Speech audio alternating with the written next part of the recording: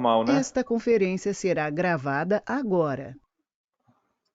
Sim, sim. Eu vou colocar vocês como organizadores à medida que cada um for falando, tá certo? Primeiro, Sara, aí depois eu coloco, tiro Sara e coloco o senhor, para Ah, poder entendi. projetar, da mesma forma que a gente fez na outra aula.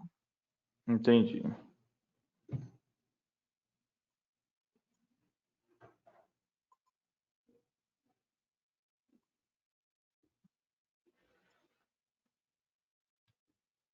Se alguém ainda quiser assistir, não tem como mais, né? Porque tem que fazer a inscrição. Não, nós vamos deixar disponível no site do Certro para as pessoas que quiserem assistir depois. A gente vai fazer uma edição na Ah, aula entendi. e fica disponível lá.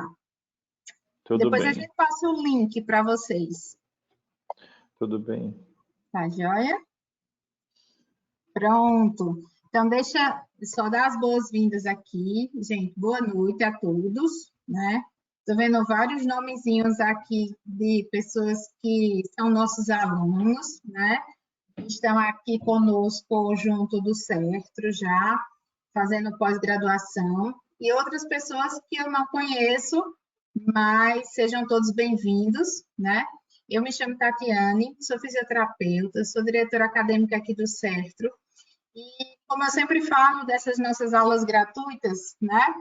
Nós temos um projeto de capacitação dos nossos colegas e profissionais da fisioterapia com a educação continuada. Então, além da gente oferecer os cursos e as pós-graduações, nós também oferecemos essas aulas gratuitas com os melhores professores do mercado, né, para que a gente possa estar capacitando, trocando experiências sobre várias áreas da fisioterapia. E essa semana a gente uniu dois grandes professores, que é o professor Robson, né, que é o professor nosso da área da respiratória, da intensiva, para falar sobre as complicações pós-Covid, né, a síndrome pós-Covid, que é algo que tem aí mexido com toda a nossa vida, né, a vida do mundo inteiro. E a doutora Sara Brandão, que é a nossa queridíssima professora e coordenadora aqui da nossa pós-gerontologia, que ela vem falar sobre a parte do idoso e desse processo de envelhecimento, causando aí com as complicações pós-Covid, tá? Então, aproveitem aí a interação desses dois grandes mestres que têm trazido muito conteúdo bom para a gente e estou aqui, tá? Para que depois a gente possa trocar aí umas figurinhas. Doutora Sara. Olá, Tati, boa noite, professor Robson. Boa Boa noite. noite a Sumiu todos. sua imagem para mim? Não. Deixa eu só explicar aqui. Para quem é a primeira vez que está aqui usando esse aplicativo, você pode escolher lá em cima só as câmeras que estão ativas, tá? Aí eu vou desligar a minha, aí fica só de um lado aqui as câmeras que estão ativas. E eu acho legal que aí você consegue visualizar, não fica aquele monte de quadradinho das pessoas que estão assistindo. Nós temos também aqui um chat no aplicativo que você pode usá-lo se quiser fazer alguma pergunta, alguma interação com a professora e com o professor, ok? Então, estou por aqui, vou só desligar a câmera e boa aula e até breve. Obrigada, Tati. Então quer dizer que eu posso nesse xizinho vermelho aqui desligar tudo, é isso? Não aperta o X não que vai fechar a sala. Tá bem assim, vê câmera, vê as câmeras, peraí, vê Aqui em todos, vê as cima, câmeras ativas lá em cima. é porque Tá a escrito Sara, assim, vê todos. mas é Ah, porque sim, Sara, ela está sendo a apresentadora. Então, o formato fica diferente, Sara, para você. Você pode arrastar então essa caixinha aqui para o lado, que você vai ver o bate-papo, certo? eu Se quiser posso o manter, né?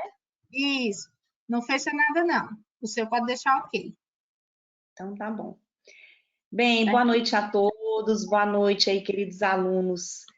Certo? Mais uma vez aí, a gente firme e forte numa aula maravilhosa junto com o professor Robson, de uma temática extremamente atual, né? Que a gente vai falar de idoso e síndrome pós-Covid. Então, tem tudo a ver. Espero que vocês gostem muito.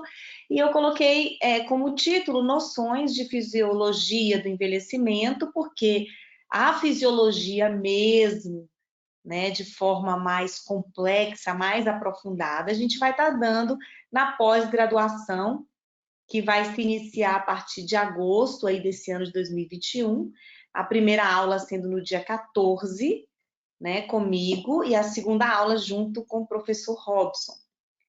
Então, vamos começar aí. Você que está com seu caderninho, você que está com sua canetinha para poder fazer suas anotações e suas dúvidas, que é importante, né? Então, muitas pessoas perguntam, professora, quando é que se inicia o envelhecimento? O envelhecimento começa no final da segunda década de vida, mais ou menos aos 28 anos de idade, aí de forma silenciosa, de forma imperceptível.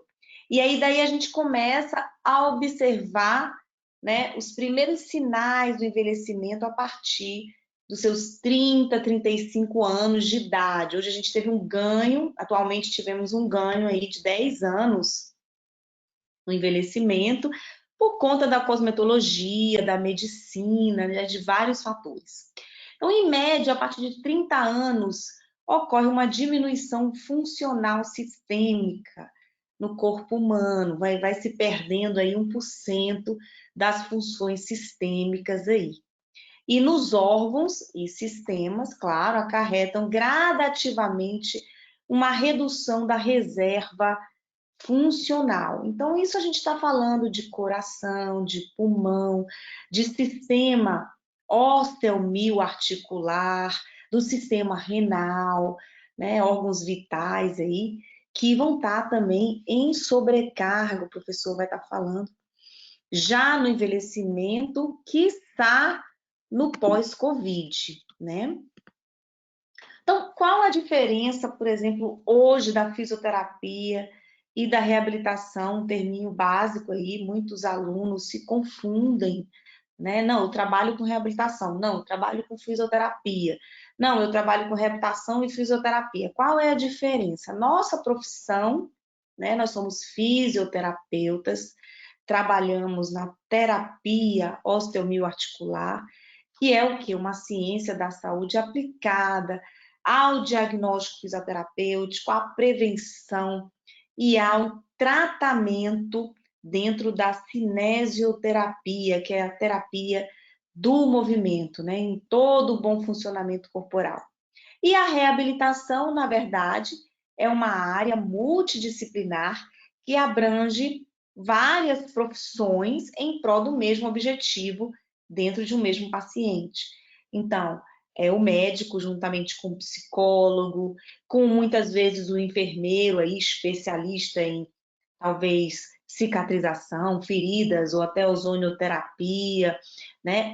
O fisioterapeuta. Então, a reabilitação já é uma área mais complexa, que se abrange várias profissões ao mesmo tempo. E o princípio básico aí da fisiologia do envelhecimento, dentro do envelhecimento, é valorizar na fisioterapia ganhos do dia a dia do paciente, da rotina do paciente, ganhos que lhe garantem funcionalidade, tanto na perspectiva clínica, quanto na perspectiva preventiva. Então, o fisioterapeuta tem como objetivo alongar a vida do paciente, da qualidade de vida, né? Da longevidade. E com isso a gente tenta eliminar ou postergar a evolução de uma doença. Muitas vezes o paciente chega para nós já com diagnóstico. Então, por exemplo, eu tenho um paciente que tem Parkinson. Então, meu objetivo, né, não é mais prevenir o Parkinson, porque ele já foi diagnosticado de Parkinson. O meu objetivo é não deixar com que os sinais e sintomas do Parkinson evoluam, ou evoluam com velocidade, porque dependendo do nível, do grau da doença, com certeza ele vai estar evoluindo mais rápido ou de forma mais lenta. Adotar procedimentos terapêuticos com o objetivo de total independência do paciente, ele tem que saber realizar, né, as suas funções por conta própria, de forma independente, e também ter a sua liberdade de escolha, né, ter a sua autonomia, ele escolher o que ele quer fazer durante, por exemplo, a sua rotina. Elaborar diagnósticos funcionais, né, isso é importante, diagnósticos funcionais individualizados. Então, lembrando que nós não somos terapeutas de receita de bolo, né? Então, o diagnóstico fisioterapêutico, o tratamento tem que ser individualizado. Então, eu tinha um professor na faculdade que ele falava assim para os alunos: não existe doença, existe doentes.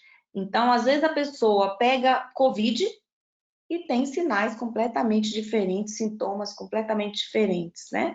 Tem alguma artrose no joelho, tem uns que sentem mais, tem hipersensibilidade, outros não sentem tanto, outros têm algum encurtamento e assim por diante. Então, você tem que tratar o seu paciente de acordo com a individualidade do caso dele, do quadro dele. Então, objetivando a reintegração desse idoso na comunidade, o trabalho em equipe é extremamente importante, e quando a gente fala equipe dentro da fisioterapia. A minha colega que trabalha na área da fisioterapia íntima, ela já tem uma especialidade, um aprofundamento maior. Aquela outra colega que já trabalha na área da cardiorrespiratória, já tem um aprofundamento melhor. E assim a gente também fazer um trabalho junto com os nossos colegas fisioterapeutas. Os princípios avaliativos aí, na área do envelhecimento humano, na área do meu idoso, é a gente buscar, mais uma vez, o diagnóstico clínico, o diagnóstico das funções da rotina daquele meu paciente, a questão psicossomática do meu paciente, a questão social do meu paciente, tudo isso repercute e muito no quadro que ele desenvolve. O estado geral, a gente tem que observar como é que estão os aspectos posturais, porque a gente observa que a postura do idoso, ela é mais cifótica, como nessa foto aí, né? O idoso geralmente tem essa tendência de uma postura, uma professora que escreveu o livro dessa questão de desenvolvimento postural do idoso no envelhecimento, ela sempre fala que essa postura, ela remete muito à postura fetal, né? Então, a gente chega ao mundo numa postura cifótica e vai, aos poucos, saindo do planeta também numa postura cifótica. E isso acontece por conta da fraqueza muscular, né? Da completa fraqueza muscular, pela própria falta de funcionalidade do meu idoso, ou diminuição das funções musculares dele, das funções miofaciais. Isso acontece também pela deposição de gordura em todo o quadro sistêmico dele, existe uma deposição de cálcio e gordura no coração, no pulmão, nos rins, e tudo isso vai gerando essa lentificação metabólica também que acontece aí no músculo. Os aspectos cognitivos, a gente observa uma tendência a um quadro, não é a depressão, mas é um quadro depressivo, uma distimia, uma tristeza crônica, também pela alteração hormonal, é fisiológico. É importante ter aí também um acompanhamento de um endocrinologista ou um geriatra, né? O estado de ânimo, de humor do meu paciente, como é que está a vestimenta dele, ele já chega para você sujo, né? Ele já chega limpinho, cheirosinho, motivado com a sessão da fisioterapia? Como é que está a higiene pessoal? Tudo isso me mostra o estado geral do meu paciente. E nesse estado geral, eu tenho que observar a pele, que a gente observa que o idoso tem uma tendência a muitas manchas na pele, às vezes lipomas, que são aqueles nódulozinhos de gordura, nódulos miofaciais também de sobrecarga, que são aí os trigger points, né, os pontos gatilhos, problemas auditivos, problema visual, tudo pela lentificação fisiológica dos sistemas, respiração muito rápida ou muito lenta, o professor vai estar falando mais dessa área, mas a gente observa também uma DPOC fisiológica nesse paciente, observar na pele se a circulação está ruim, se existe uma insuficiência venosa ou arterial, o volume do abdômen, incontinência urinária e fecal, lembrando que a incontinência urinária, por exemplo, é um sinal comum, mas não é normal. Então, deve ser tratada sim.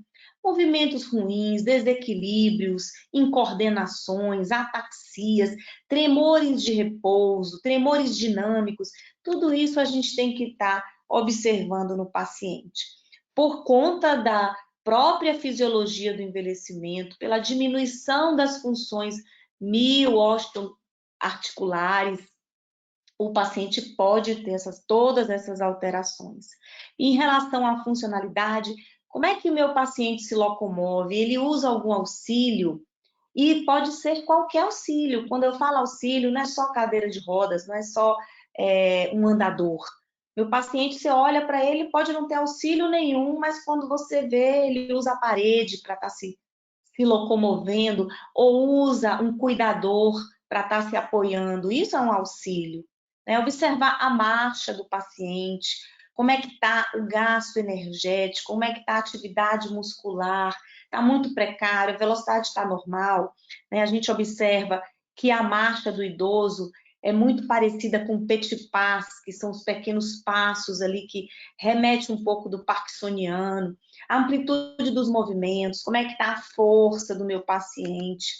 Né? Na vida socioemocional, é bom observar se ele tem algum lazer, como é que está o relacionamento familiar, as atividades comunitárias, relacionamento extrafamiliar, o relacionamento afetivo.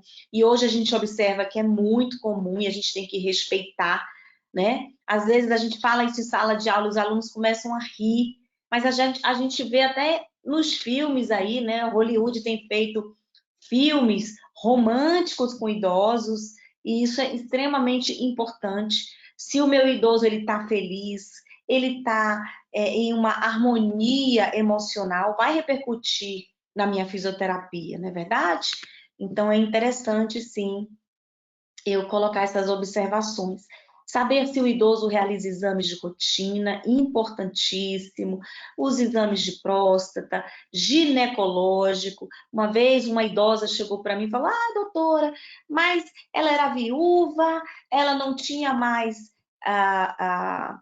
não tinha um namorado, não tinha mais nenhum relacionamento sexual, por que ela ia fazer um exame ginecológico de rotina?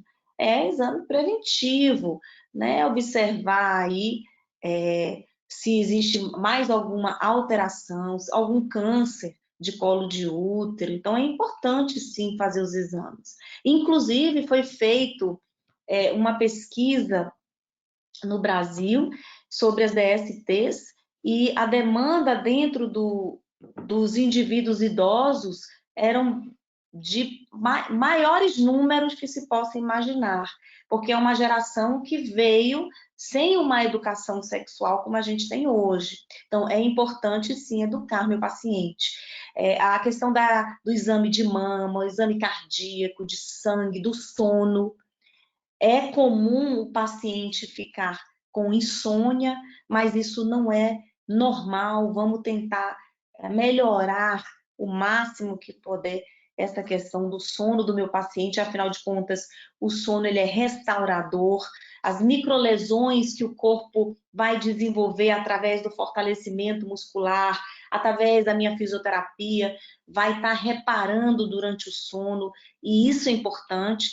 Há mais ou menos uns 2 anos atrás foi feito um estudo na Alemanha sobre a importância da ingestão de água e o sono, que é durante o sono que a gente hidrata o cérebro, existindo aí uma prevenção de perda de memória, de Alzheimer, entre outras doenças aí. Então, extremamente importante. As alterações vestibulares, né? E quais são os medicamentos que o meu idoso toma? É importante você, fisioterapeuta, saber para que servem esses medicamentos e quais os horários que são tomados. O idoso, ele é um paciente polifármaco, ele toma muitos medicamentos diariamente. E existe um medicamento, digamos assim, para hipertensão arterial, para que a pressão dele fique regular. Só que ele chega para mim na fisioterapia com a pressão lá em cima, dificultando a evolução do meu paciente. Então, eu vou conversar com o meu paciente para que ele converse com o médico e altere o horário, né, de tomar esse medicamento, para que ele venha para a fisioterapia já com o medicamento sendo metabolizado e não faça os picos aí de hipertensão e a gente consiga evoluir tranquilamente na fisioterapia. As quedas para o idoso hoje é como um Covid, é uma pandemia. Né? O idoso que cai obrigatoriamente dentro de 90 dias, ele vai cair de novo, né? Então, é importante saber se esse meu paciente tem medo de quedas, tem alguma alteração a nível de equilíbrio, de proprioceptivo, vestibular, visual, né? Para que a gente possa prevenir. E as consequências, a gente sabe que a queda pode matar o idoso. Então, o idoso caindo, tendo uma fratura de quadril, por exemplo, ele vai ser internado e às vezes não consegue sair mais do hospital. Então, é importante a gente estar educando o nosso paciente, prevenindo a questão das quedas. As causas pode ter perda de massa muscular, aquele idoso fraquinho, fragilizado, ele tem uma tendência maior a quedas, pode ser alteração cardiorrespiratória, questões do ambiente também, está observando os tapetes, os fios soltos, brinquedos, animais na casa, como, às vezes até aí, uma calçada quebrada, um tapete solto. A gente fez uma pesquisa aqui no DF, no Distrito Federal, e tentando educar os idosos em relação às quedas, e tinha uma idosa que a gente educou, a gente conversou, a gente fez um trabalho in loco na residência dela, e ela estava sempre caindo. Eu falei, gente, o que está acontecendo com essa idosa? E, na verdade, ela é muito religiosa, sempre usou aquele nome, passar e caía. Então, as vestimentas, os calçados, tudo isso a gente tem que estar orientando o paciente. Lógicas, todas essas alterações, depósito de gordura, depósito de cálcio, diminuição da massa nobre do corpo em cada órgão, diminuição da massa nobre no músculo, da massa nobre no coração, da massa nobre no pulmão, nos rins, em todas as vísceras, no cérebro, diminuição dos neurônios. Tudo isso pode gerar um quadro do que a gente chama de síndrome da fragilidade. A síndrome da fragilidade é quando a gente observa aquele idoso muito frágil, muito fraquinho, muito magrinho, né? E ele começa a entrar nessa síndrome e é muito difícil sair dessa síndrome. Desses quase 20 anos que a gente trabalha nessa área, eu só vi uma idosa sair dessa síndrome, é muito difícil.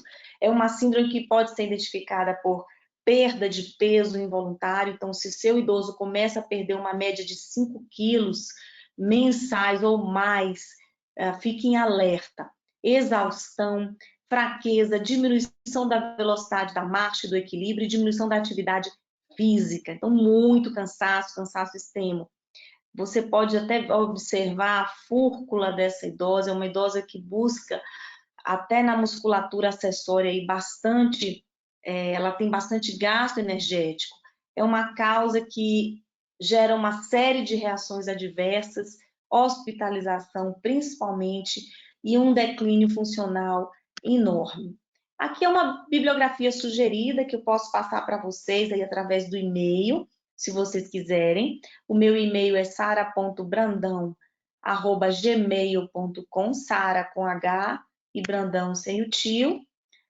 E a gente não pode deixar de falar aí sobre a nossa pós-graduação maravilhosa, com professores fantásticos, que já vai se iniciar em agosto, ok? Muito obrigada por vocês estarem com a gente aí nessa aula. E eu vou passar a palavra agora para o professor Robson.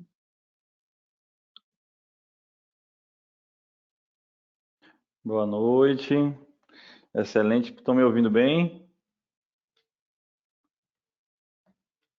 Sim, Está me ouvindo, Robson. professora? Todo mundo ouvindo? Sim, sim. Ok. Deixa eu transformar o senhor aqui no... Peraí, deixa eu ajeitar aqui também. Excelente palestra, doutora Sara. Você foi muito brilhante nas suas palavras. E é isso que a gente entende, né?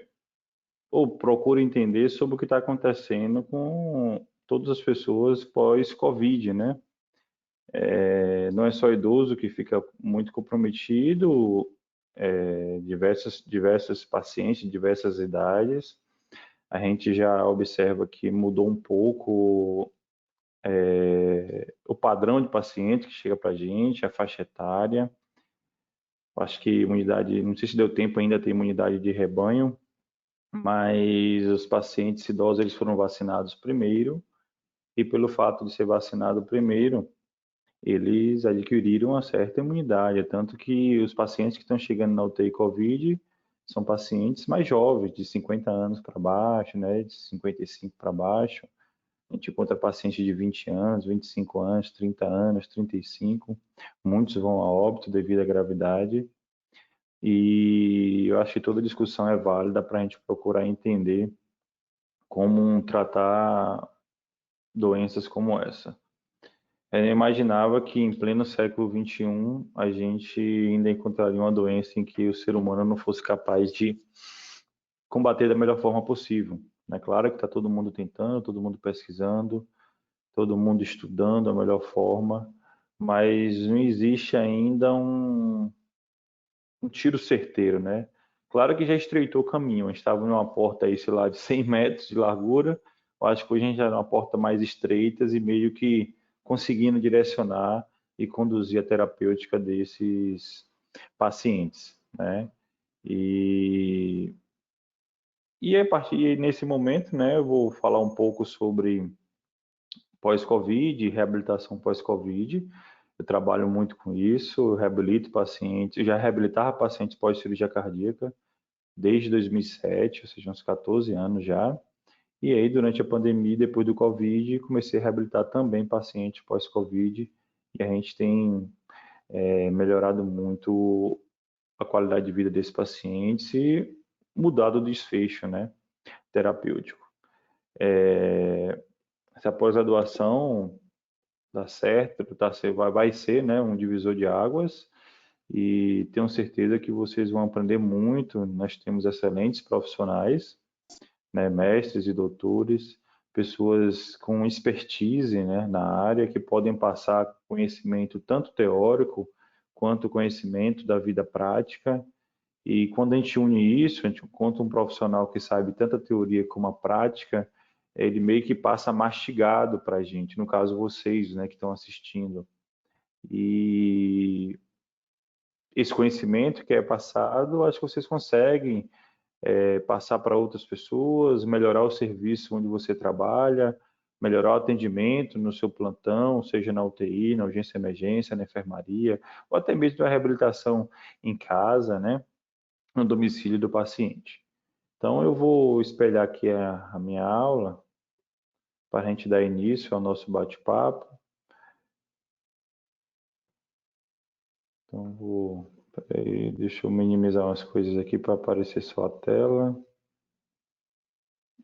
Pronto. Ok. Então, eu não estou conseguindo ver ninguém. Então, quem quiser fazer alguma pergunta e tal, que me interrompa por áudio, que aí eu vou conseguir ouvir. Bem, então vamos falar um pouco sobre isso, né? O Covid-19 é uma nova doença infecciosa respiratória causada pelo novo coronavírus. Nós temos várias cepas de coronavírus. O coronavírus não é um vírus novo, não surgiu em dezembro de 2019, é só uma variação, já é a 7ª cepa desse tipo de coronavírus, tanto que ele foi denominado nCoV 2019. Ele tem alta transmissibilidade e pode determinar várias disfunções no organismo. Os idosos e aqueles com doença pré-existente, algumas comorbidades, como cardiopatias, pneumopatias, pacientes com diabetes, hipertensão, com asma, entre outras patologias, eles parecem ser mais vulneráveis e desenvolver uma forma mais crítica da doença e são tratados na unidade de terapia intensiva. Eu falei porque parece, porque pela prática que eu tenho, quando começou o Covid, a gente imaginava que todos os pacientes hipertensos, diabéticos e obesos e com diversas patologias iriam morrer devido à gravidade da doença. E não é bem assim. Nós conseguimos dar alta a pacientes hipertensos, a pacientes diabéticos, a pacientes obesos e pacientes muitas vezes sem comorbidades foram a óbito. Pacientes jovens sem comorbidade nenhuma e foram a óbito. Então, a gente ainda não sabe dizer como é que esse vírus ele consegue escolher a pessoa, né? Existem várias teorias, mas nenhuma tão sólida que a gente possa discutir aqui agora, mas a gente não sabe ainda o perfil de pessoa que o vírus escolhe. Então, se ele acomete tanto pessoas com comorbidades, quanto pessoas que não têm comorbidade, então a gente não sabe ainda um perfil, né? Será que seria uma nova praga divina, né? Os religiosos acreditam nisso, mas enfim. Até 23 de novembro de 2020, por exemplo, tinham sido 58 mil casos no mundo e mais de 1 milhão de mortes. Hoje no Brasil já estamos mais de 400 mil mortes, né? Então muitas vidas foram ceifadas por causa do Covid-19. E a pandemia trouxe impacto em diversas áreas, não foi só na saúde do indivíduo. Todas as áreas sentiram o impacto dessa doença, as áreas sociais, econômicas, né? Mudou a qualidade de vida de todo mundo, mudou a rotina de vida. Tivemos que ter novas adaptações, nossos filhos estudando em casa, por câmeras, nós professores e vocês alunos assistindo, nos vendo, interagindo conosco por meio de uma câmera, né, perdendo aquele contato, aquele feedback, né, aquela coisa de quadro, de pincel, né, de improviso, né? Então muita coisa mudou, né? E o impacto funcional aos que se recuperaram da doença e conseguiram sair são vários, né? Transtorno de estresse pós-traumático, ansiedade, dificuldade de engolir, perda de peso, desnutrição, fraqueza muscular respiratória e fraqueza musculoesquelética generalizada. Os pacientes evoluem com sequelas similares àqueles que têm doença crítica como sepse. Se vocês pararem para analisar um perfil de um paciente que entra na terapia intensiva, se não for todo, gente, grande parte tem essa sequência que eu vou dizer para vocês aqui agora. O paciente entra com Covid, oxigênio terapia, aí você fica ali no cateter nasal, máscara de reservatório a 15 litros, cateter nasal de alto fluxo, VNI, capacete de helmet, intubação, beleza, invadiu o paciente. Toda vez que invade um paciente, existem inúmeros estudos publicados falando dos efeitos deletérios que uma intubação pode causar. Então, o paciente todo invadido fica suscetível a ter infecção. Aí eles evoluem para infecção, para sepse, depois para sepse com hipotensão, ou seja, choque séptico. Aí esse paciente que tem choque séptico, ele começa a ter uma vasoconstricção periférica, porque as drogas vasoativas utilizadas como nora, adrenalina, vasopressina, adrenalina, elas causam essa vasoconstricção e direcionam o sangue para os órgãos centrais. Então, os rins, eles têm uma filtração reduzida, ao ponto de gerar insuficiência renal. Aí o paciente começa a fazer diálise, além da diálise, ele começa a fazer a diálise convencional, né, de 8 horas por dia, depois a diálise por prisma, e esse é o desfecho. A paciente acaba melhorando do COVID e a gente tem agora dificuldade de tirar esse paciente da ventilação mecânica pelo fato de ele estar com choque séptico grave, instável. Então, olha o contexto que se encontra. Olha o que um vírus pode causar no organismo do indivíduo que está dentro da terapia intensiva.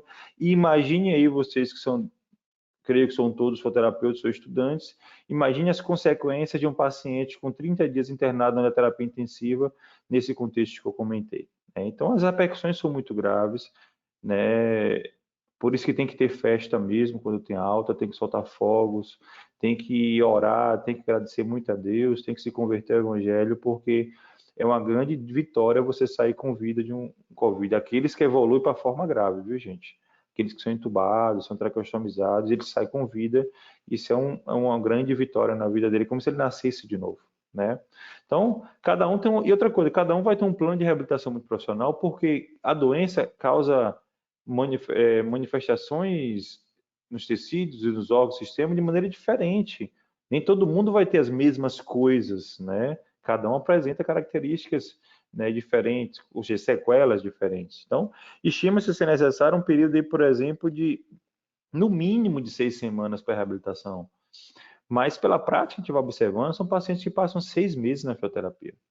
Eles apresentam, a partir de 3 meses, ele começa a ter uma certa funcionalidade, e a partir de 3 meses, trabalhar para ele retornar à vida diária dele, voltar a trabalhar e ter tudo normalmente como antes, né? Então, devido à necessidade de distanciamento social para evitar a propagação do vírus e dos altos números de indivíduos que apresentam e apresentaram incapacidade funcional pelo COVID, né, os impactos funcionais podem e devem ser acompanhados por uma equipe de reabilitação, e dentre eles o fisioterapeuta. Vocês que estão buscando pós-graduações hoje, estão buscando se atualizar, estão estudando mais sobre o COVID, isso é de grande importância, porque o vírus tem todo o seu lado negativo, vamos dizer 99% negativo, mas ele veio também para mostrar para todos que o fisioterapeuta ele tem uma sua função bem estabelecida dentro da terapia intensiva, ele tem a sua importância lá dentro, repito, e um manejo ventilatório bem adequado dentro da UTI melhora muito o desfecho terapêutico. Uma UTI que tem bons profissionais capacitados, especializados, pessoas que estudam e se dedicam à vida do próximo, pode ter certeza que o desfecho é diferente. Pode ter certeza que o número de óbitos vai ser menor, o número de altas vai ser maior, a reabilitação desse paciente vai ser maior. Gente, eu não estou falando de uma doença como um DPLC, um pneumotórax ou qualquer outra doença que você aprende na faculdade, que você aumentar o oxigênio e aumentar a PIP, você vai melhorar a troca gasosa, ele vai ficar bem, ótimo e tal, com cateter nasal. Não, eu estou falando de pacientes que você chega na UTI, está com PIP de 15 a 20, está com FO2 de 100%, e o médico chega, Rob, sei aí, o que a gente vai fazer para melhorar a hipoxemia dele? Um cara com a PO2 de 50, uma relação PF abaixo de 100, grave, chocado, enfim, e aí você fica, meu Deus, eu aprendi na faculdade que aumenta o oxigênio e aumenta a PIP, e aí, o que eu vou fazer agora? Então, não é uma doença simples, né? Então, vem esse primeiro impasse, que é tratar o paciente nessas características. E o segundo momento, quando ele tem alta, que é tratar ele e reabilitar ele no pós-Covid, né? A síndrome pós-Covid, ela envolve vários pontos importantes, né?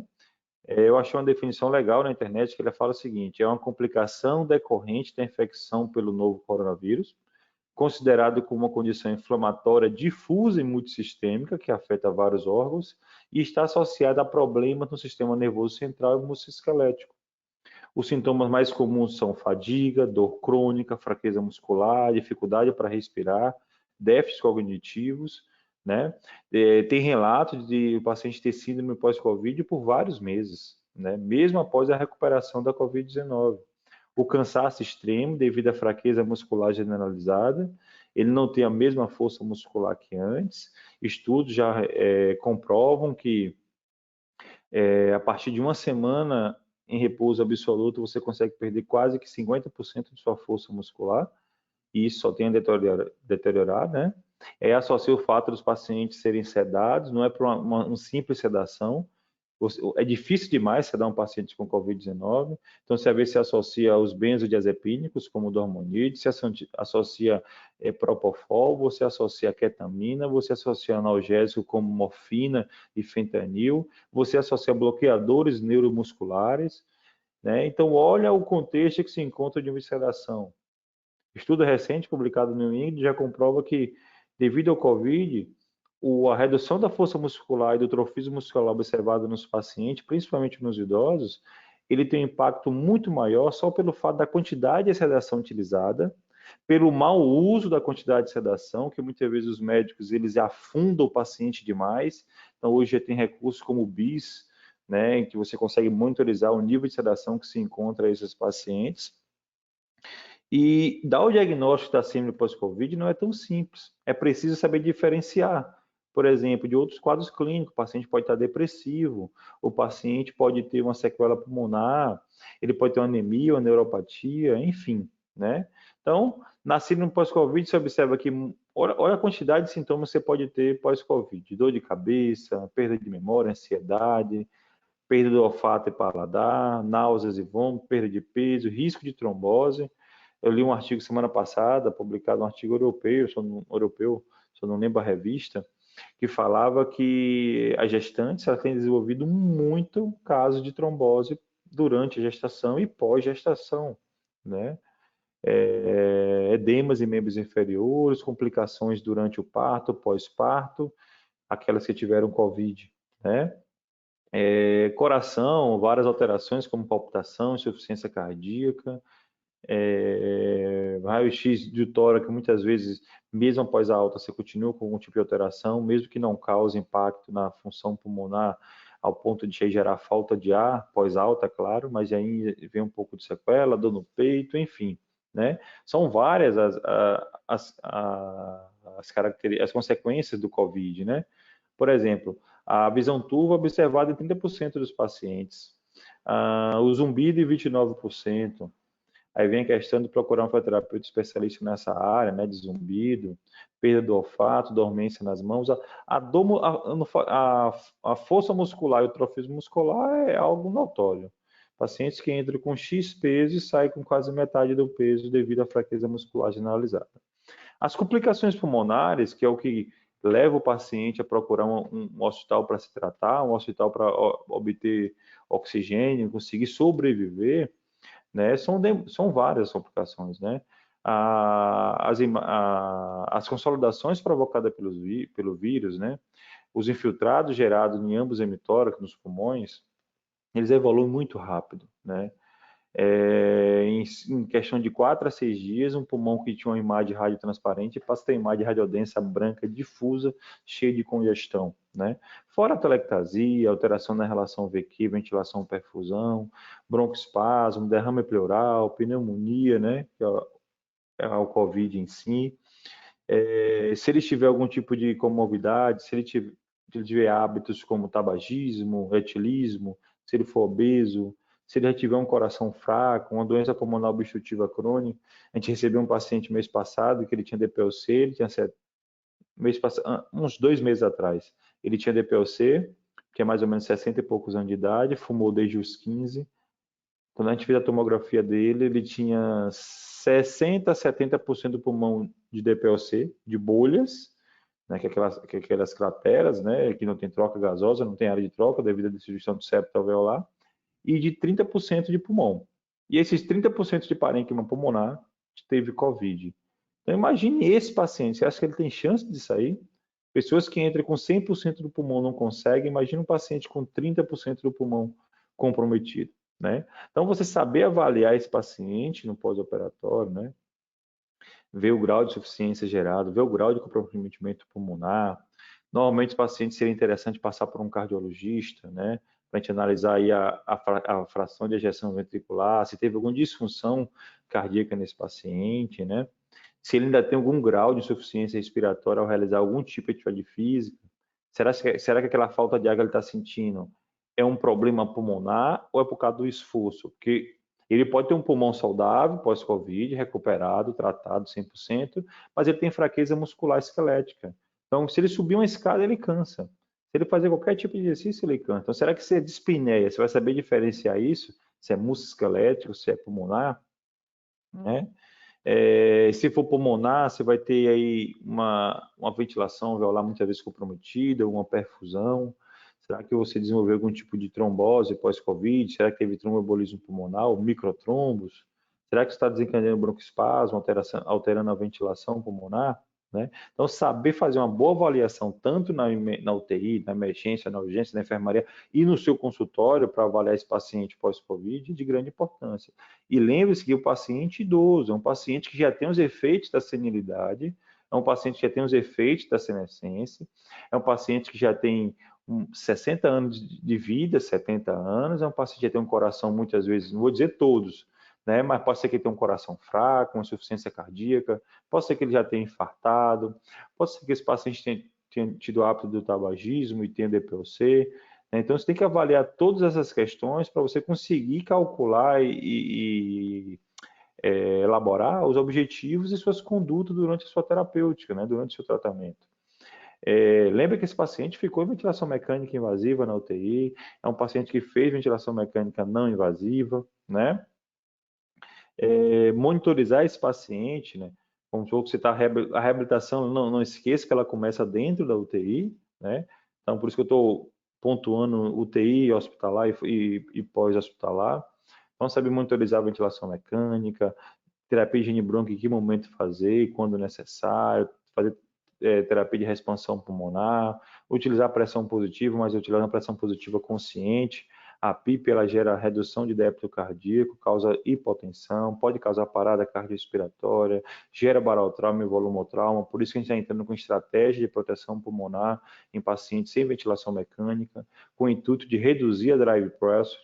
A drive pressure hoje é considerada menor que 15, a drive pressure com mais segurança, pelo fato de alguns estudos comprovarem que ela é um indicador de mortalidade, então quanto menor que 15, melhor para o paciente. É uma área que você vai ter que trabalhar e estudar cálculo de mecânica pulmonar, complacência estática, complacência dinâmica, resistência, né? Analisar aí qual é a melhor PIP que gera a melhor complacência pulmonar. Então, nesse contexto, você entender suporte ventilatório, seja invasivo ou não invasivo, é de grande importância. Existem várias recomendações do uso da ventilação não invasiva, né? Então, no primeiro momento achava que não deveria utilizar, depois passaram a utilizar. Vários artigos foram publicados ano passado, uns a favor e outros contra o uso da ventilação não invasiva. E aí cabe a você buscar informações sobre a real necessidade da ventilação não invasiva, né? Normalmente a ventilação não invasiva fora do hospital é uma realidade muitas vezes pouco presente, porque é algo que você não vai fazer na sua clínica. Normalmente você que trabalha com aparelho de ventilação não invasiva, você aluga para a família, ele usa todo dia em casa, ou senão você vai na casa dele atender ele, às vezes você trabalha em alguma empresa home care, aí você vai lá de manhã, faz a VNI, vai de tarde, vai de noite, ou às vezes à noite você ensina o paciente, ele dorme na VNI. Mas a VNI ela é indicada quando os pacientes têm dispneia, quando os pacientes têm desconforto respiratório muito intenso. Eu mesmo reabilitei pacientes idosos, vários casais de idosos, que os filhos eram médicos, os filhos moravam em Salvador, e eu conhecia muita gente, me procuravam, e aí eu conduzi em casa, eles prescreviam de lá, né, prescreviam corticoide, e cada um tinha sua terapêutica, até ivermectina, eu não opinava em nada, só ia lá a fazer meu trabalho. Então eu levava torpedo de oxigênio, concentrador de oxigênio, ventilação não invasiva, conduzia esses pacientes dentro de casa, né, gasometrias, aí o laboratório vinha colher, ou seja, eu com o meu olhar clínico, né, e conseguia entender quando estava piorando ou melhorando, enfim, a gente conseguia conduzir ele com ventilação não invasiva em casa. Ele com Covid e já emendava aí, quando passasse a crise do Covid, o pós-Covid, fazendo reabilitação nesses pacientes, né? Existem vários tipos de aparelhos portáteis, você pode estar fazendo BiPAP com seus pacientes. Esse aqui é um aparelho que nós utilizamos lá na UTI, na emergência, na enfermaria. É um aparelho mais caro, não sei se seria viável fazer no pós-Covid, né, fazer ele em casa com os pacientes, mas existe outros aparelhos de BiPAP, CPAP, utilizado menores, né, da Respironics, várias das marcas, que são mais baratos e dá para fazer com esse paciente. Quando você buscar fazer uma ventilação não invasiva com o seu paciente, mesmo que seja na parte hospitalar ou em casa, saiba escolher quando é que você vai fazer CPAP ou quando você vai fazer BiPAP.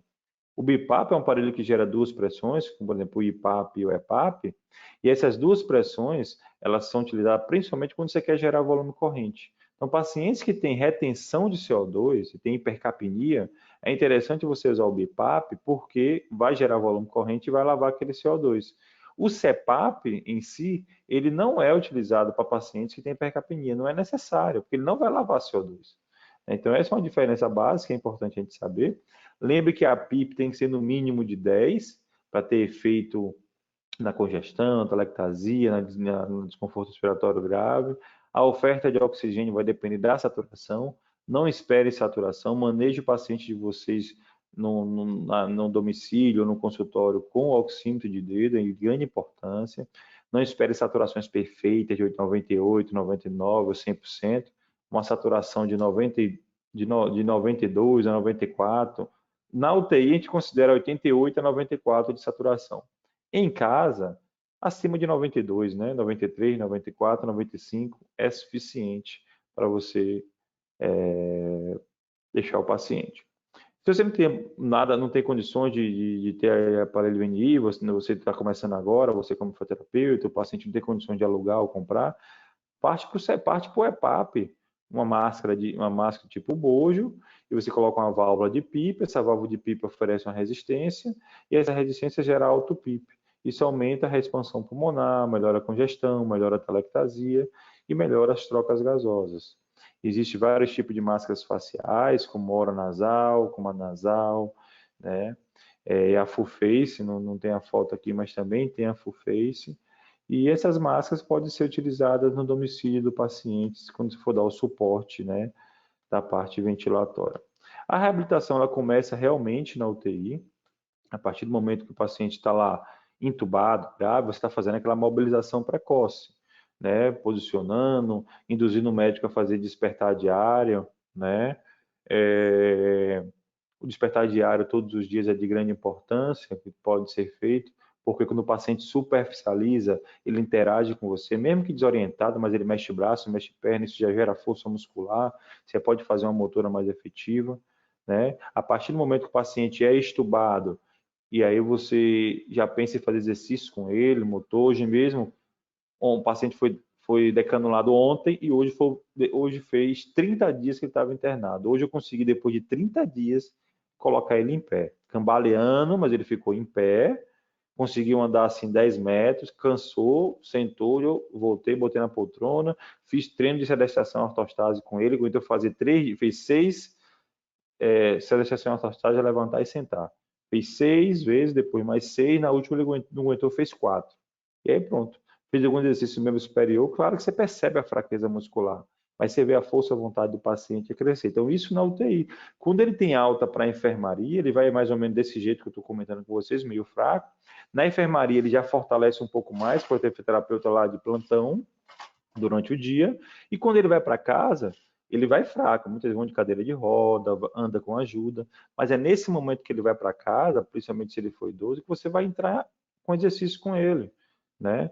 Então, além disso, os exercícios que é feito com esses pacientes, você vai ter que ver a questão nutricional, se está se alimentando bem, se ele tem osteoporose ou não, se é a questão medicamentosa, a parte cardiológica, a parte de pneumopatia. Eu estou reabilitando uma idosa também, que eu comecei a atender ela, depois que ela está comigo, a gente já tem 2 meses fazendo exercício. Ela já foi para um cardio, porque eu indiquei, percebi algo nela. Ela já foi no pneumologista e já foi no vascular. Ou seja, eu vi observando algo, ela ia e o médico dava o diagnóstico, passava o remédio específico. Ou seja, você também consegue identificar coisas nos pacientes nesse sentido, né? Então, só revisando aqui, quando ele estiver na UTI, primeiro, isso pós-extubação, né? Você começa a fazer exercício com ele, amplitude de movimento, exercício de força muscular. Claro que o técnico vai dar alimentação a esse paciente, mas você vai buscar ao máximo conversar para o paciente se alimentar sozinho. E ao longo de 1 a 3 dias, a gente consegue ganhando força, levar ele ao banheiro para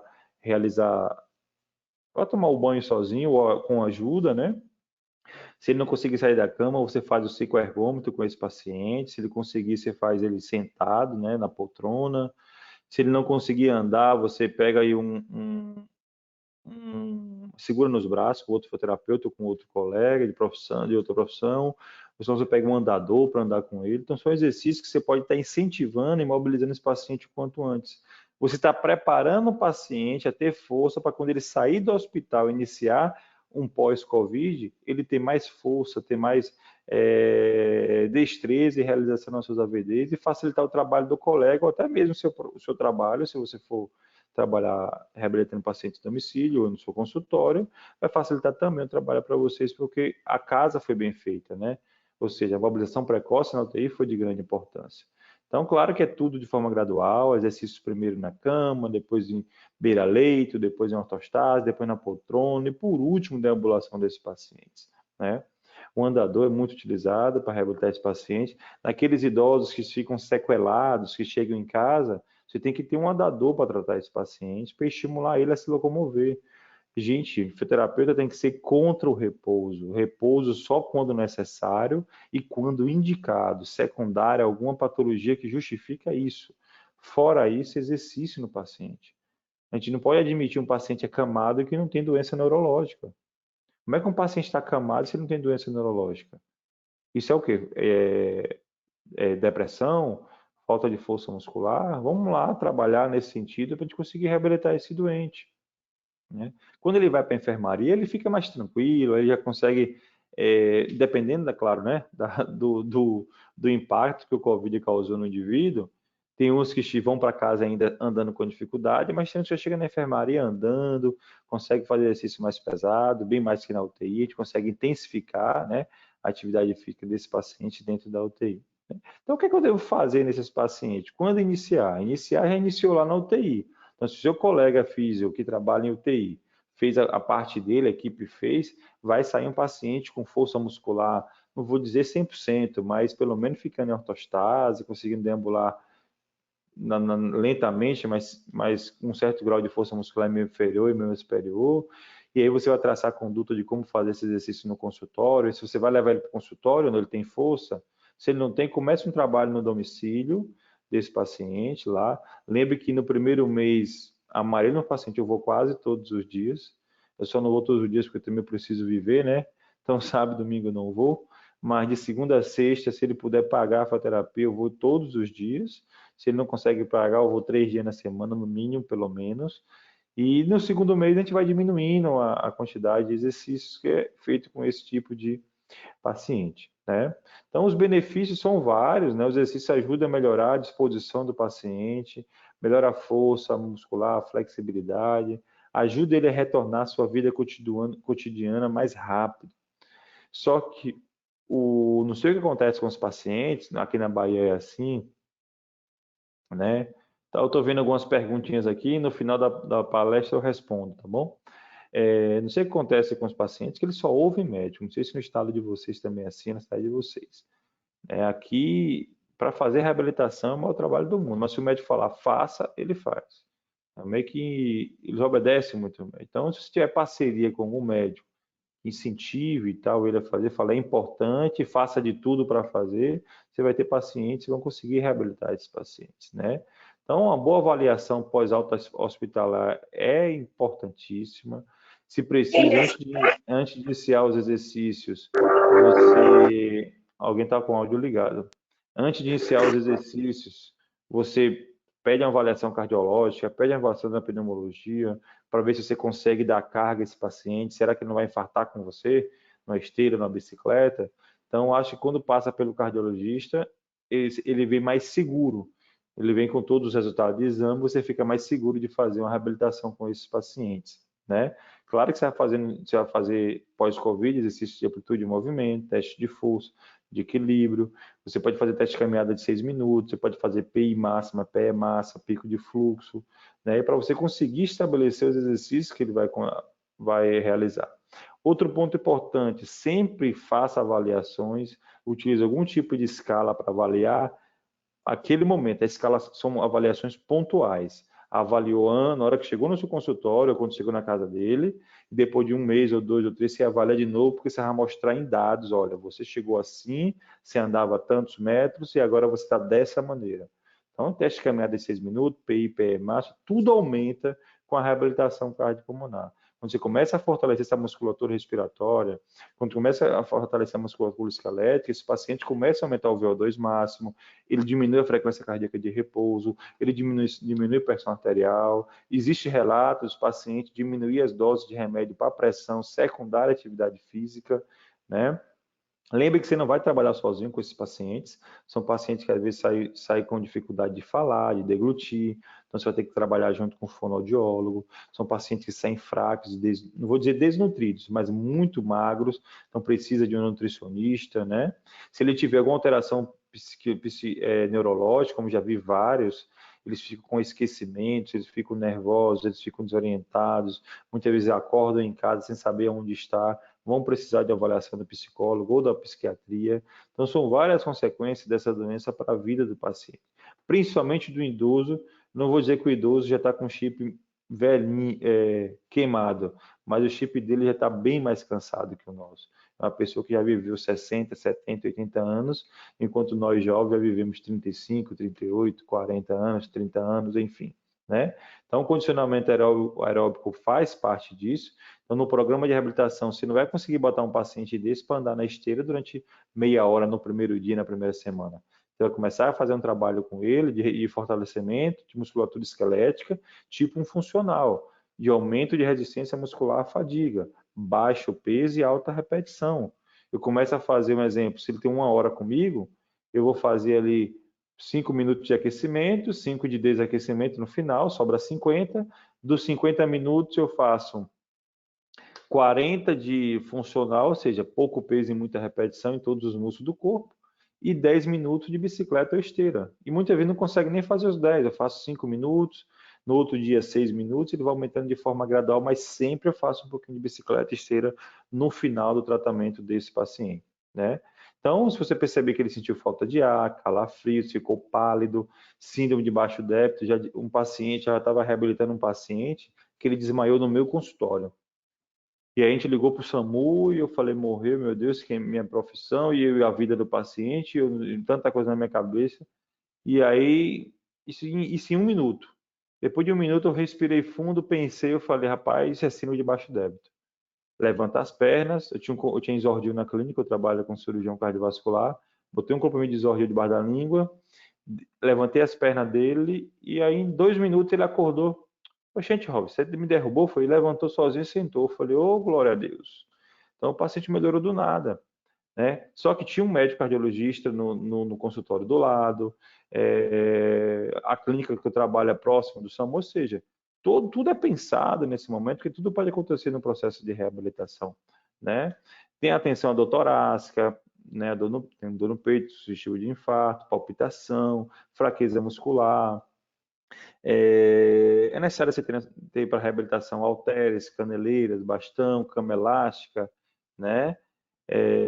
Power Brief, Trichol, eu utilizei muito isso tanto na UTI para desmame, quanto pós-extubação para fortalecer a musculatura respiratória e na reabilitação no domicílio e reabilitação em casa em pacientes que têm síndrome pós-Covid relacionada à parte respiratória e musculoesquelética, eles chegam com uma frequência eles ficam com uma certa um aumento da frequência respiratória, não vou dizer taquipneia. Ele fica ali respirando 20, 25, 30, 20, 25, 30, sendo que o normal é 10, 15 e 20. Então, isso é fraqueza muscular respiratória. Então, Power Brief é associado a exercício aeróbico. Eles melhoram muito a força muscular, aumenta a saturação, eles se dão muito bem em relação à parte respiratória. Bicicleta, esteira, espaço para deambulação e corridas, ou seja, você tem que ter todo esse aparato para você conseguir reabilitar seus pacientes, né? Você tem que ter um manovacuômetro, você tem que ter um manovacuômetro aqui, você tem que ter um manovacuômetro, você tem que ter um Power Brief, ou digital, ou analógico, pico de fluxo, né? Que você pode estar usando. Aqui esses dois são para avaliação, e esses dois aqui para treinamento, né?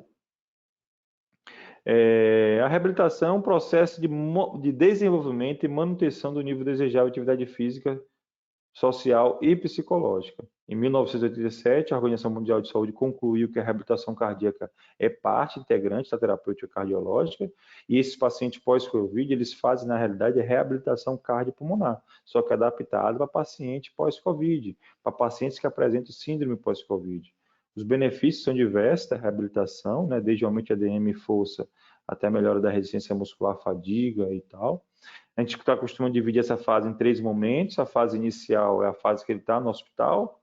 A fase 2 é a fase que ele sai do hospital. Então, você passa aí de 2 a 3 meses, né, fazendo essa reabilitação na fase 2. Se ele consegue passar de 3 meses, você entra na fase 3, que é de 3 a 6 meses, onde você vai meio que devolver ele. Ó, você agora, em 3 meses, eu consegui, na fase 2, melhorar a sua atividade de vida diária, ou seja, você tem uma vida normal dentro de casa. Agora, vamos trabalhar para você voltar ao seu trabalho e tal, e num processo de reabilitação mais intenso nisso. Então, é importante fazer avaliação de vários tipos de exames, radiografia simples de tórax, eletro, teste ergométrico. Eu sei interpretar todos esses exames aqui.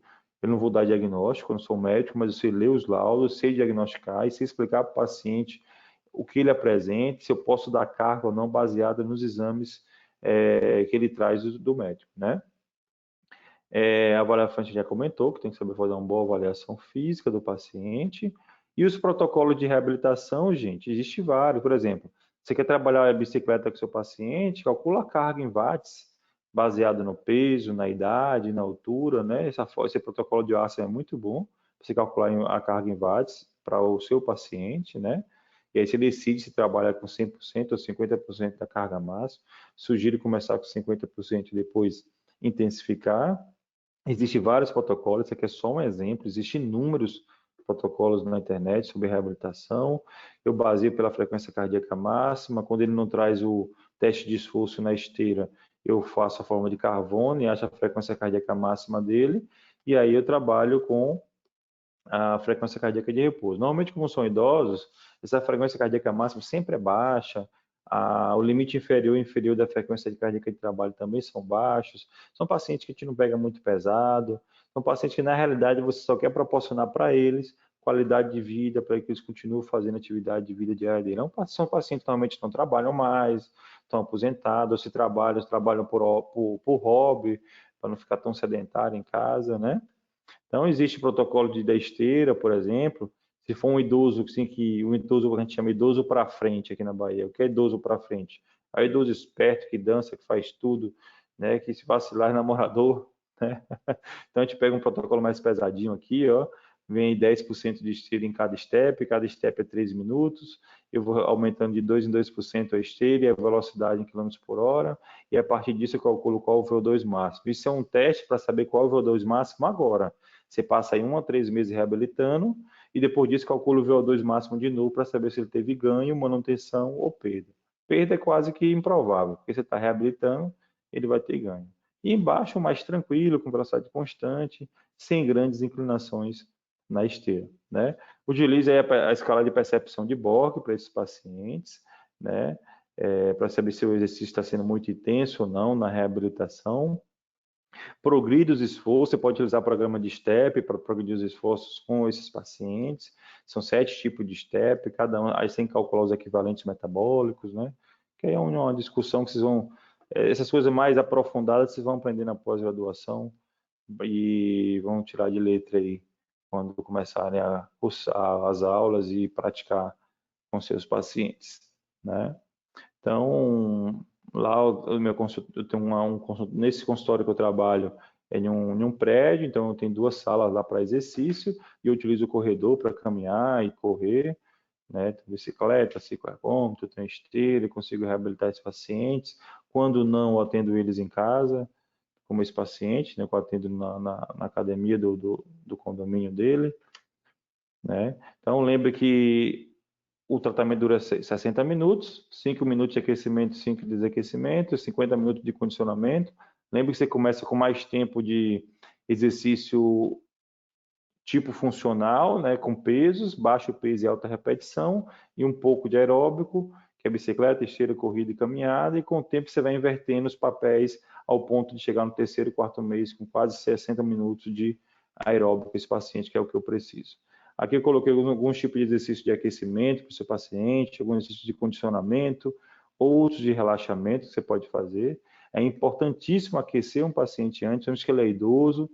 Aquela expressão que idoso é todo travado é realmente certa para ele levantar da cadeira para fazer um exercício é um pouco de lentidão, então tenham calma, tenham paciência. São pacientes que muitas vezes precisam de um tempo de descanso entre um exercício e outro para poder recuperar as energias, né, e conseguir conduzir o exercício, né? Eu foquei mais um pouco na minha área de fisioterapia, na área de reabilitação, mas lembre que esses pacientes têm sequelas neurológicas, têm sequelas cardiológicas, no pulmão. São pacientes que muitas vezes saem com lesão nos olhos, porque antiprona os pacientes e causa irritação dos olhos, e essa irritação aí lesa realmente o paciente. Deixa eu fechar aqui essa apresentação, que eu continuo falando. Então, são pacientes que irritam os olhos, né, devido à pronação, muitas vezes sai com necrose de face, lesão de face, sai com necrose em alguma parte do corpo. A parte de pele, por exemplo, a parte de dermata, muitas vezes sai com escaras e lesões, porque eles ficam em decúbito dorsal todo o período e a gente não consegue mudar o posicionamento devido à gravidade que ele se encontra. Esses pacientes saem com lesões neurológicas, como eu já comentei, lesões vasculares. Então, eu acho que quando o paciente chega para você, se você for o profissional que ele escolheu para dar retorno à funcionalidade que ele apresenta, não se esqueçam que você vai ser aquele profissional que vai indicar ele para várias coisas. Ele não tem contato muito com o médico. Então, é você que vai ter que observar o paciente e falar, olha, você precisa de uma avaliação de dermato. Olha, essa lesão está cicatrizando. Será que não é melhor fazer um curativo com uma enfermeira especialista em curativos aí e tal? Será que você não precisa ir no cardio, no pneumo, no neuro? Olha, você está com esquecimento. Será que não é melhor procurar um psiquiatra? E está com nervoso, agitado, não é melhor procurar um psiquiatra? Ou seja, você pode ser um divisor de águas na vida do seu paciente. E lembre que muitas vezes você está ali para somar, muitas vezes você não vai fazer fisioterapia, ele só quer bater um papo, conversar um pouco mais. Se ele não conseguir pagar a consulta que você cobra, dê um desconto, faça um pouco menos, faça eu chamo de, como eu falo aos meus alunos, a sua filantropia. Se você não consegue tirar um dia para atender um abrigo ou um hospital público sem ganhar nada em troca, compense isso dando desconto na consulta de vocês, né? Eu acho que todos merecem um atendimento, um cuidado especial, né? Que bom que vocês escolheram aí a pós-graduação da Sertro. Tenho certeza que vocês vão aprender muito durante os módulos. Eu vou poder ajudar vocês bastante. Eu tenho um Instagram, @dr.robson_almeida. Quiserem tirar dúvidas sobre essa aula, discussões, precisar de ajuda, pode contar comigo. A gente está aqui para somar.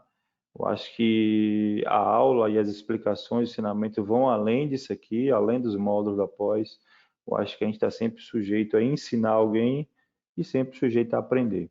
Né? Muita humildade no coração, a fisioterapia está em ascensão, basta você ter capacidade, profissionalismo, muita ética nesse mundo tão corrompido que vivemos, de tanta inveja e de tanta falsidade, dos colegas crescer passando a perna em você. Não vão por esse caminho, porque quando Deus coloca algo na sua vida, ele determina até o fim, né? Ou seja, já está traçado. Se você vai ser fisioterapeuta, você vai ser um bom profissional, Deus já trilhou isso, falta só você chegar o momento para você. E você abraçar esse momento quando chegar, estar sempre preparado, né, para isso. Então, queria agradecer pelo convite, pela aula. Espero ter contribuído aí para vocês com conhecimento e que Deus abençoe a todos. Que maravilha. Tem algumas perguntas aqui no chat, você consegue ver? Consigo. Agora eu vou voltar à aula aqui. Volta aí um pouquinho. Eles falam assim, Elizabeth fala, professor, boa noite, me fale alguma coisa da sua opinião sobre o Respiron, que estão falando muito que não tem efeito benéfico. E eu estou lendo aqui as mensagens. Então, Elizabeth, eu também sou dessa vertente aí de usar pouco o Respiron, viu? Dizem que o Respiron reverte a telectasia, reexpande o pulmão e não faz nada disso. A única maneira de você reverter a telectasia e reexpandir o pulmão é com pressão positiva, principalmente com ventilação não invasiva e se ele estiver entubado com PIP do ventilador mecânico. O que eu vi alguns colegas publicanos que são da área de treinamento muscular inspiratório, que ele funciona como treinamento muscular inspiratório, ou seja, quando você chupa o Respiron, uma bolinha ali, 3 ou 2 bolinhas, um pouco mais difícil, contrai os músculos inspiratórios. Então, se você me disser, vou usar para fortalecer o músculo e tal, até concordo assim, mais ou menos com você. Agora, dizer que é para reexpansão, eu não utilizaria. E o motivo é esse mesmo. Não é que a gente não pode dizer que ele não presta. A gente não sabe ainda direito. É porque não tem evidência científica. Se você procurar na internet, não tem estudo científico falando muito sobre o uso do Respiron na reexpansão pulmonar e tal. Então, é uma boa área aí para vocês de lancharem, pesquisarem, né? Contribuir aí com a evidência científica, porque na realidade a gente não pode nem dizer assim que ele não presta. Ele apenas não tem evidência científica comprovando a sua eficácia, né? O risco de embolismo, no caso de movimentos, paciente pós-Covid, eles têm desenvolvido tromboembolismo, ou pulmonar, ou microtrombos, ou venoso, né, em membros inferiores, membros superiores, enfim, não são todos, mas acredito que aquelas pessoas que têm predisposição a ter coagulopatias, no pós-Covid, as chances aumentam bastante, né? Então, se ela tiver algum caso, se tiver algum paciente de edema, saiba avaliar, quando está muito quente, é porque ele tem uma obstrução venosa, quando está muito frio, tem uma obstrução arterial, quando você vê um membro maior do que o outro, um edema que não melhora após drenagem, após elevação de membro, eu acho que é importante direcionar ele para um vascular, né?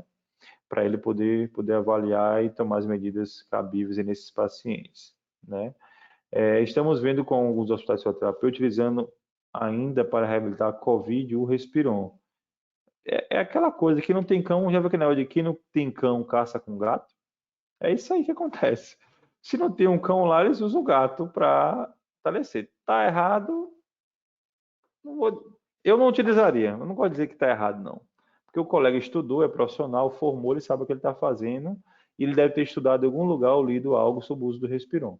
Mas eu não utilizaria, né? E tentaria convencer o diretor do hospital, da UTI, meu coordenador, de que não tem efeito científico e que aquele dinheiro gasto é perda de tempo. Um Respiron deve custar aí seus R$ 50.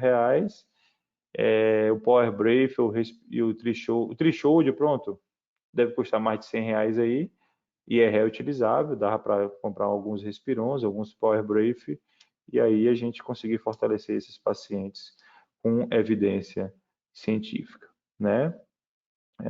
Deixa eu ver outra pergunta aqui. Obrigado, agradecendo a aula, muito obrigado. O que muito se vê também é o valor elevado de alguns instrumentos para reabilitação, como o Power Brief. Gente, existe pior raça do mundo que o brasileiro, gente. O brasileiro, em plena pandemia, aumenta tudo. Aumenta gás. Quanto é que está o quilo de carne aí no estado de vocês? Porque aqui está quase R$ 50 o quilo de contrafilé. Né? Picanha tem muitos anos que eu não como, desde o Covid. Que picanha está quase 100 conto o quilo. Então, o brasileiro, ele aumenta tudo para ganhar vantagem, gente. A água mineral fica mais cara, é o gás, é a energia, tudo fica caro. Então, não é atrás que esses aparelhos de reabilitação não fica tudo caro mesmo.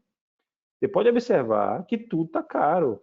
Alugar a CPAP está caro, o torpedo de oxigênio ficou caro, VNI ficou caro, Power Brief, tudo ficou caro. Em vez das pessoas diminuírem o preço para poder ajudar de alguma forma as pessoas nessa pandemia, está todo mundo sem dinheiro, os preços, ao contrário, aumentam, né? Então, eu acho que isso aí é meio que normal no Brasil, né? Eu lembro que os japoneses fizeram algo muito bonito na Copa, não sei se foi na Copa do Brasil, quem souber me corrija, que foi depois do jogo, todos os japoneses saíram catando os lixos, copo, saco plástico do estádio, fazendo aquela limpeza. Então, não sei se aquele ali foi muito bom, transpareceu algo muito positivo que eu já tinha pelos japoneses, a questão da educação, do respeito ao próximo e da ligação com o outro, lá, principalmente após a bomba de Hiroshima, lá mudou muito isso no Japão. Obrigado, aí R$ 40. E ovo, gente. Ovo, então você tá bem também comendo ovo, que o ovo aqui tá R$ 16 a dúzia. Então, você tem que comer aí no máximo um ovo por dia ou dois. Se você fizer academia e for malhar, menos ainda. Então, gente, se ninguém... Alguém tem mais alguma pergunta? Então, eu vou passar a palavra para a doutora Tatiane, para ela finalizar. E muito obrigado aí pela oportunidade. Eu tenho muita aula lá no Instagram, não esqueçam de me seguir, @dr.robson-almeida, e façam aí a pós-graduação, né, da Sertro, vocês vão aprender muito mais. Tem umas cartinhas na manga aí, viu? Eu, pelo menos, guardei minhas cartas na manga, todo professor deve ter guardado, porque a cereja do bolo a gente só coloca no final. É Veja desse todos, jeito. Deus abençoe a todos. Obrigada, professor Robson. Professora Sara, doutora Sara, está por aí?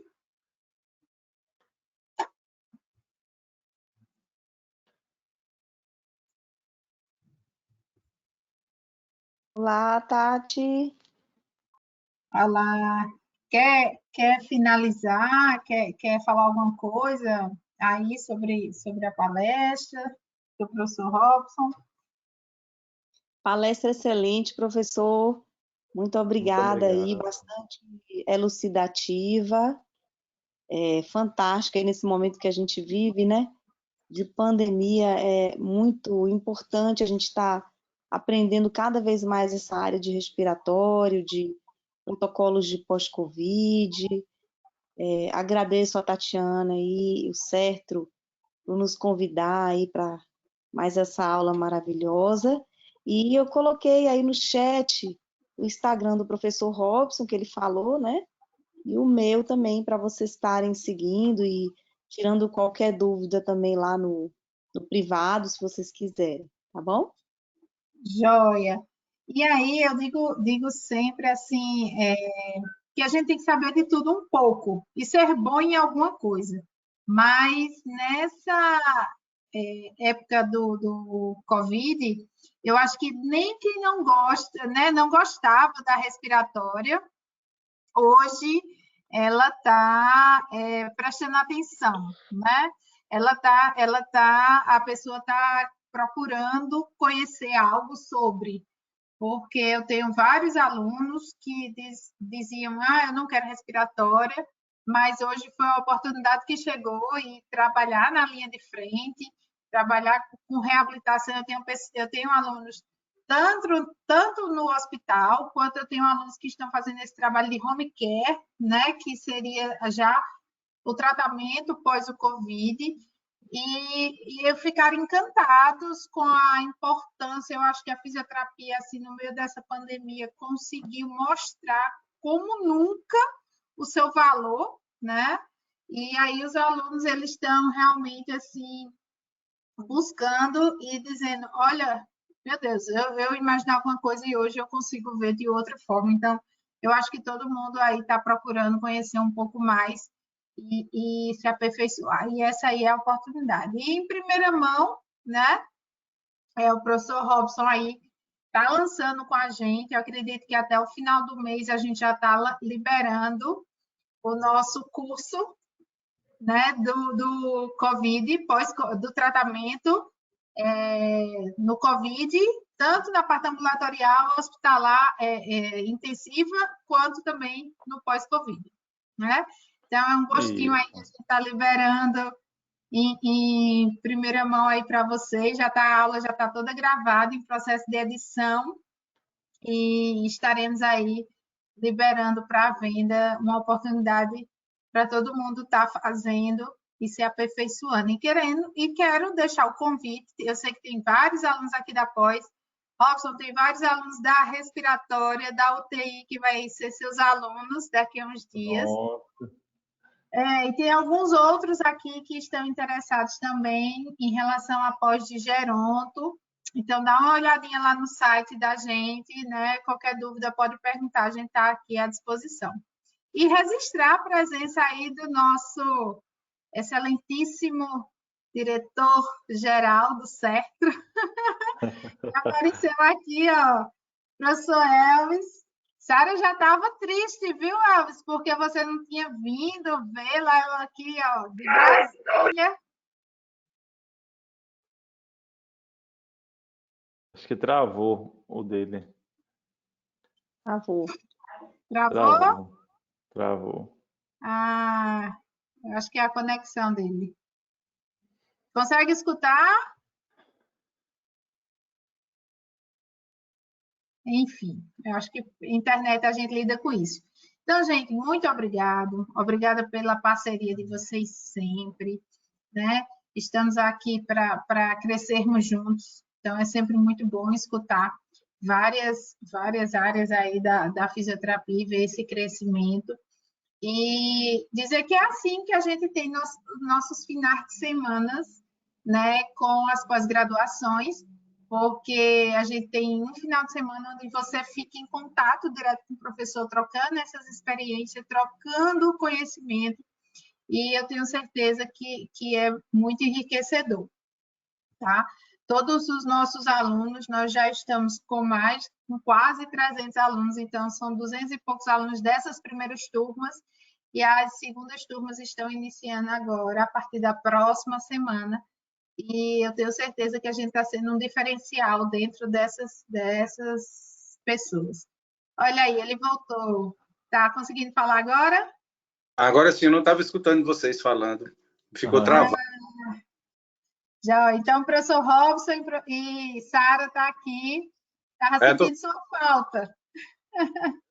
Eu estava ouvindo, mas com a câmera desligada, a aula do professor Robson. Boa noite a todos. Boa noite, Sara. Nunca mais eu tive a oportunidade de falar com Sara, uma pessoa incrível, que a gente tem um carinho enorme. Professor Robson, desculpe aí, está elogiando.